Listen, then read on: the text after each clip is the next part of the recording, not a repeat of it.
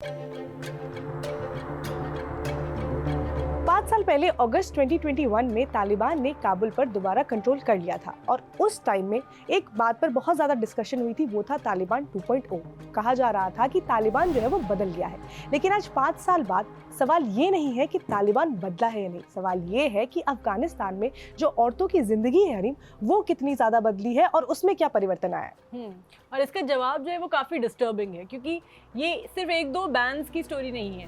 पहले क्या होता है, स्कूल बंद हुआ, फिर यूनिवर्सिटी बंद हुई, फिर जॉब्स, फिर एनजीओज, फिर यूएन में काम करने पर रिस्ट्रिक्शंस लग गए, फिर पार्क्स, जिम्स, स्पोर्ट्स, फिर मूवमेंट, फिर कपड़े, फिर पब्लिक में आवाज़, और अब लीगल सिस्टम तक में विमेन के राइट्स को लेकर सीरियस कंसर्न्स हैं। मतलब एक एक करके सोसाइटी के ऑलमोस्ट हर गेट पर यही लिख दिया गया अफगानिस्तान में कि विमेन नॉट अलाउड। एग्जैक्टली और सबसे इम्पोर्टेंट बात पता है क्या है, ये है कि रिस्ट्रिक्शंस ना आइसोलेटेड नहीं है। तालिबान ने धीरे धीरे करके विमेन को education, employment, movement, public life और डिसीजन मेकिंग से सिस्टमैटिकली ना बाहर किया है। तो चलिए हम ये जानते हैं कि तालिबान में जो कुछ हुआ है ना पिछले 5 सालों में, उसका टाइमलाइन क्या है, किस तरह से औरतों के जो अधिकार है 2021 से लेकर अभी तक में उनसे छीने गए हैं।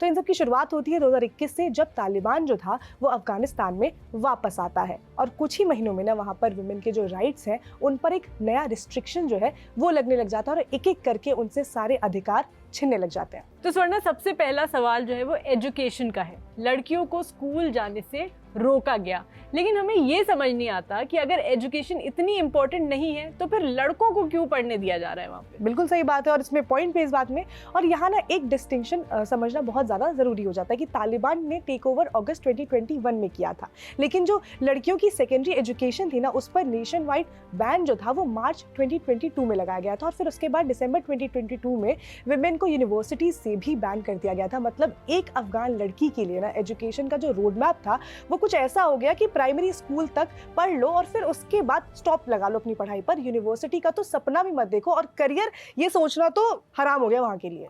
तो बेसिकली एक लड़की को कहा जा रहा है कि तुम देखो पढ़ सकती हो, लेकिन बस उतना ही पढ़ सकती हो जितना हम अलाउ करें। और एजुकेशन सिर्फ क्लासरूम तक नहीं होती है, मैं बताना चाहूंगी एजुकेशन का मतलब होता है इंडिपेंडेंस। अगर जो लड़की है वो पढ़ लिख कर अपना प्रोफेशन चुन सके, अपनी इनकम बना सके, अपने लाइफ के डिसीजन ले सके, और जब एजुकेशन का गेट ही बंद कर दिया जाता है ना तो अगले सारे गेट जो है वो ऑटोमेटिकली बंद हो जाते हैं और उनके वहां तक पहुंचना भी डिफिकल्ट हो जाता है।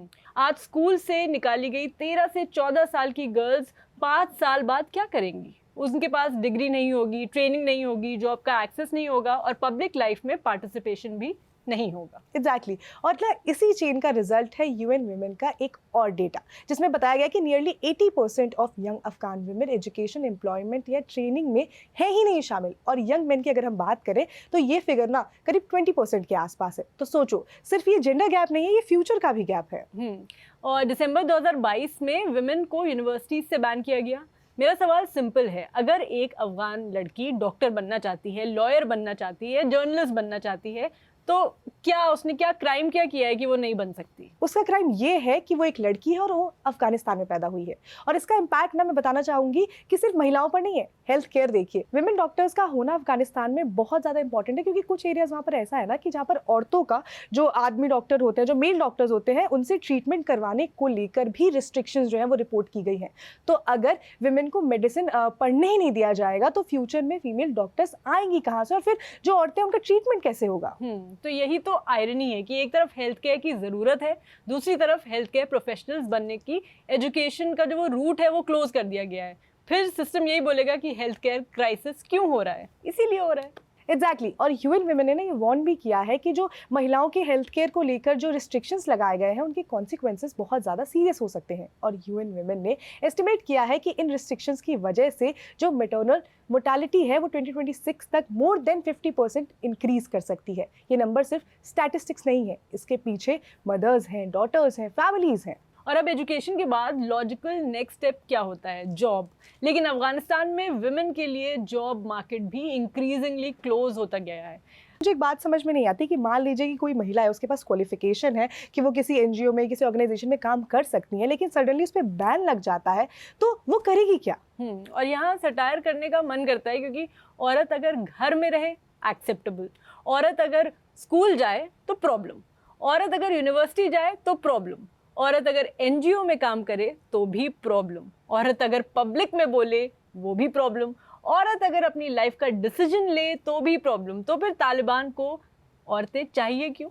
अपेरेंट तो मुझे लगता है हरीम कि तालिबान को ना ऐसी महिलाएं चाहिए जो आसपास तो हो, जो दिखाई तो दे कि महिलाएं हैं वहां पर, लेकिन वो विजिबल ना हो, उनकी आवाज ना हो, वो कुछ काम ना करे, लेकिन वो घरों में जरूर रहें और बंद रहें और बस उन्हें दिखती रहे कि हाँ औरतें हैं और वो घरों के अंदर बैठी हुई हैं, लेकिन वो कुछ डिसीजन मेकिंग में उनका कोई भी मतलब 0% का कंट्रीब्यूशन हो। और ये पूरा का पूरा सोच जो है वो तालिबान का इसी तरह का है। पता है पब्लिक स्पेस 2023-24 तक restrictions parks, gym, sports facilities और पब्लिक लाइफ तक पहुंच गई।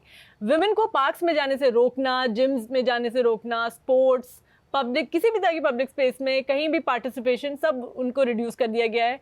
हमें ये एक सवाल पूछना है यहाँ पे कि पार्क में वॉक करना भी आइडियोलॉजिकल थ्रेट कैसे बन गया, और जिम अपेरेंटली डंबल भी डेंजरस हो गया है वहाँ पर। लेकिन इस जोक के पीछे ना एक बहुत ही सीरियस प्रॉब्लम छुपी हुई है। पब्लिक स्पेस से विमेन को रिमूव करना सिर्फ रिक्रिएशन का इशू बिल्कुल भी नहीं है। पब्लिक स्पेस में प्रेजेंस का मतलब होता है विजिबिलिटी, विजिबिलिटी का मतलब होता है पार्टिसिपेशन, और पार्टिसिपेशन खत्म कर देंगे तो सोसाइटी में जो विमेन की जो प्रेजेंस है ना वो ग्रेजुअली इनविजिबल हो जाएगी। और मुझे लगता है तालिबान चाहता ही यही है। यूएन विमेन ने भी इसी ब्रॉडर ट्रेंड को जो है हाईलाइट किया है कि विमेन को पब्लिक लाइफ से इंक्रीजिंगली पुश आउट किया जा रहा है। मतलब सोसाइटी का आधा पॉपुलेशन फिजिकली प्रेजेंट है लेकिन पब्लिक लाइफ में एब्सेंट बन गया है। अब हम आ जाते हैं मूवमेंट पर। विमेन को ना 77 किलोमीटर्स के अगर उनसे इससे ज़्यादा ट्रैवल करना है महिलाओं को, तो उसके लिए उनके साथ एक किसी पुरुष को होना मैंडेटरी कर दिया गया था। लेकिन यूएन विमेन के अकॉर्डिंग कुछ एरियाज वहाँ पर ऐसे भी हैं जहाँ पर शॉर्टर डिस्टेंस के लिए भी ना अगर औरतों को ट्रैवल करना है तो उसके लिए उनके पास कोई मेल जो है गार्डियन होना ही चाहिए। और वहाँ पर ना चेक पॉइंट्स पर विमेन को क्वेश्चन किया जाता है, उन्हें हरास किया जाता है और उनसे पूछा जाता है कि वो अकेले ट्रैवल कर क्यों रही हैं। यहाँ सवाल ये है, अगर एक अडल्ट वुमन अपने घर से मार्केट तक जा रही है तो उसको अडल्ट ह्यूमन बीइंग की तरह ट्रीट क्यों नहीं किया जा रहा है? अगस्त 2024 में तालिबान ने law on the promotion of virtue and prevention of vice formally enact किया। 35 आर्टिकल्स थे इसमें, और यूएनएमए ने ना कहा कि इसी लॉ ने ऑलरेडी एग्जिस्टिंग रिस्ट्रिक्शन को ना और ज़्यादा इंस्टीट्यूशनलाइज कर दिया गया था। और विमेन के लिए प्रोविजंस और ज़्यादा डिस्टर्बिंग हो गए थे इसमें। क्लोथिंग से लेके, उनके मूवमेंट से लेके, पब्लिक प्रेजेंस से लेके, एक्सप्रेशन और even female voice in public, सब पे कुछ ना कुछ ऐसे रिस्ट्रिक्शंस लगे थे। इमेजिन करो कि आपको कहा जा रहा है कि आपको क्या पहनना है, आपको कहाँ जाना है, आपको किस आवाज़ में बात करनी है और आप किस स्पेस में जा सकते हैं। इन सब के लिए भी रूल्स एंड रेगुलेशंस जो है वो बनाए जा रहे हैं और आपको ये फॉलो करना है। तो आपको कैसा लगेगा? मतलब फ्रीडम का डेफिनेशन ही रिवर्स कर दिया गया वहाँ पे। नॉर्मली स्टेट का काम होता है कि सिटीजन को प्रोटेक्ट करना है, यहाँ स्टेट आपको बता रहा है कि सिटीजन कैसे बिहेव करेगा। सिटीजन नहीं हरीब, यहाँ औरतें कैसे बिहेव करेंगी। और ना यूएनएमए ने अगस्त 2024 में वार्निंग दी थी कि जो मोरालिटी लॉ विमेन और गर्ल्स के राइट पर ऑलरेडी इनटॉलरेबल रिस्ट्रिक्शन को और ज़्यादा एक्सटेंड किया जा रहा है। अप्रैल 2025 में यूएनएमए की रिपोर्ट में कहा गया था कि लॉ को इम्प्लीमेंट करने की एफर्ट इंक्रीजिंगली सिस्टमैटिकली और ज़्यादा कंसिस्टेंट हो रही है। अब एक और इंटरेस्टिंग कॉन्ट्रडिक्शन है यहाँ पर। विमेन को एजुकेशन नहीं है, जॉब्स नहीं है, पब्लिक स्पेस में वो नहीं जा सकती, और अब पब्लिक एक्सप्रेशन भी रिस्ट्रिक्टेड है। तो फिर क्वेश्चन है कि औरत बोलेगी कब? मुझे एक बात हरीम समझ में नहीं आती है कि जब औरतों को बोलने ही नहीं दिया जाएगा तो जो उनसे रिलेटेड प्रॉब्लम्स है ना, फिर चाहे वो हेल्थ केयर का प्रॉब्लम हो या फिर उनकी एजुकेशन का प्रॉब्लम हो, उनके एम्प्लॉयमेंट का प्रॉब्लम हो, उन सबको रजिस्टर कैसे किया जाएगा, उन सबके बारे में पता कैसे चलेगा? और जब कंप्लेंट करने के मैकेनिज्म्स भी मतलब मेल डोमिनेटेड हैं तो जस्टिस का एक्सेस और डिफिकल्ट हो जाता है। यूएन विमेन ने 2026 में जस्टिस गैप को लेकर सीरियस कंसर्न रेज किया है। दिसंबर 2025 की नेशन वाइड कंसल्टेशंस के फाइंडिंग्स के अकॉर्डिंग सिर्फ 14% विमेन ने कहा कि उनके पास फॉर्मल डिस्प्यूट रेजोल्यूशन सर्विसेज का एक्सेस है। आदमियों के लिए ये फिगर 53% था उस टाइम पे। ये डिफरेंस ना खुद बता रहा है कि प्रॉब्लम जो है वो सिर्फ विमेन को राइट्स नहीं मिल रहे वाला नहीं है। प्रॉब्लम ये है कि जब राइट वायलेट होते हैं तो जस्टिस तक पहुंचना भी औरतों के लिए कितना ज़्यादा डिफिकल्ट है। और फिर 2026 आता है। जनवरी में decree number 12 on criminal rules of courts, और ये पॉइंट स्पेशली सीरियस है। यूएन विमेन के अकॉर्डिंग ना डिक्री नंबर 12 फॉर्मली मेन और विमेन को इक्वलिटी बिफोर लॉ को डिसमिस करता है। हस्बैंड को वाइफ के ऊपर जो है वो अथॉरिटी का फ्रेमवर्क रखा गया है और उन्हें अथॉरिटी दी जाती है, और विमेन को प्रोटेक्शन और जस्टिस सीख करने की जो एबिलिटी है उस पर भी रिस्ट्रिक्शंस लगाए गए हैं। और यूएन विमेन ने स्पेसिफिकली कहा कि डिक्री हस्बैंड्स को मैरिज के अंदर वायलेंस के लिए अकाउंटेबिलिटी से बचने की पॉसिबिलिटीज क्रिएट करता है जब तक सिवियर और विजिबल फिजिकल इंजरीज ना हो। साइकोलॉजिकल वायलेंस, सेक्सुअल वायलेंस, इनके प्रोटेक्शन को लेकर सीरियस कंसर्न्स हैं, बट उन पे कोई बात नहीं है। और यहाँ एक बहुत ही ज़्यादा अनकंफर्टेबल क्वेश्चन आ जाता है कि अगर घर ही सेफ स्पेस नहीं होगा औरतों के लिए और लॉ भी विमेन को इक्वल प्रोटेक्शन नहीं देंगे तो वो औरतें जाएंगी कहाँ पर, वो करेंगी क्या? एग्जैक्टली। और सबसे डेंजरस चीज़ क्या है? वायलेंस को नॉर्मलाइज कर देना। तो अफगानिस्तान में हरीम तालिबान को आए हो गए हैं 5 साल, और इन 5 सालों में औरतों के ऊपर जो जो रिस्ट्रिक्शंस लगाए गए ना, उन सब के बारे में हमने आपको एक एक करके बताया ही। उनसे उनके एजुकेशन के जो राइट्स थे वो छीन लिए गए, बाहर निकलने के राइट्स छीने जा रहे हैं वहाँ पर, उनकी एम्प्लॉयमेंट की राइट्स जो है वो छीनी जा रही है, और यहाँ तक कि मैरिज में भी ना उन्हें इक्वल राइट वहाँ पर नहीं दिया गया है। तो काफ़ी सारे रिस्ट्रिक्शंस उन पर लगाए गए हैं। बेसिकली उनके पूरे एग्जिस्टेंस पर ही सवाल खड़े कर दिए हैं। अफगानिस्तान में महिलाएं हैं कि नहीं, ये भी उसी गाने की तरह है कि तू है कि नहीं। बिल्कुल सही बात है। और ना इसी को लेकर जो यूएन है वो लगातार अपना कंसर्न जो है वो रेस करता रहा है। कई ऐसी रिपोर्ट्स आई हैं जिनमें बताया गया है कि वहाँ की महिलाओं को कितनी सारी प्रॉब्लम हो रही है, स्पेशली हेल्थ केयर की कितनी प्रॉब्लम हो रही है, क्योंकि उनके लिए हेल्थ केयर एक्सेस करना भी बहुत ज़्यादा डिफ़िकल्ट हो रहा है। तो लगातार तालिबान 2.0 की बात जो पहले की जा रही थी कि तालिबान बदल गया है, लेकिन जो रिपोर्ट्स है ना और जो महिलाओं के वहाँ पर सिचुएशन है, जो जिस तरह से महिलाएं वहाँ पर रह रही हैं, उनको देखकर मुझे तो नहीं लगता कि तालिबान बदला है। जिस तरह से तालिबान ने जो रिस्ट्रिक्शंस, जिस तरह से तालिबान ने महिलाओं के ऊपर पहले भी रिस्ट्रिक्शंस लगाए थे, तालिबान अब भी वही कर रहा है। करेक्ट। एंड आज जब अगस्त 2026 में हम बैठे हैं as Indian women, we are proudly free and independent in many senses.